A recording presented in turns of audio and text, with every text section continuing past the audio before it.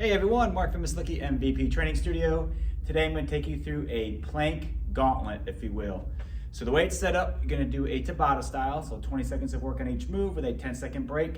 You can go back and forth between two moves for 4 rounds.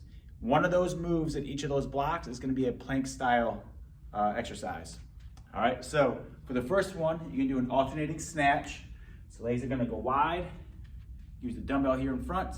You're gonna hinge your hips back, keep your chest facing forward, and then snatch it straight up overhead. I want you to alternate as you go. Set it on the floor, pop through those hips. One big motion. Get that weight to go right up overhead. Keep that core tight the whole way through. You're gonna do that for 20 seconds. You're gonna rest 10 seconds. And then the plank move is gonna be a bear plank with a fire feet. So bear plank position, wrists and shoulders line up, knees and hips line up. Keep your shins and your back parallel with the floor. And then just tap the feet like the floor is on fire. Just kind of do a leg curl. Keep your knees still underneath your hips. All right, do that 20 seconds. Go back and forth with those two for 4 rounds. They're gonna go into an Eiffel Tower. So the next 2 moves, one of them is gonna be the Eiffel Tower. Legs are wide at the bottom, you're leaning back. Bring them up together at the top. Wide at the bottom, together at the top. Form like a tower. All right? And you're going to pair that up with a plank walkout. So plank position, walk your hands out as far as you can handle, and then back underneath your shoulders. Make sure nothing else moves. Keep your abs tight, hips still, and walk those hands back underneath your shoulders. 4 rounds with those 2. So remember, 20 seconds on each move with that 10-second break. After that, you're going to go into a rotational plank. So on the elbows, line them up underneath your shoulders. Rock your hips from one side over to the other, and just rock them side to side, keeping that core tight. And then you're gonna pair that up with a dumbbell toe touch. All right, so legs go up. It's gonna reach for those feet. All right, 4 rounds of those 2, 20 seconds on, 10-second break in between.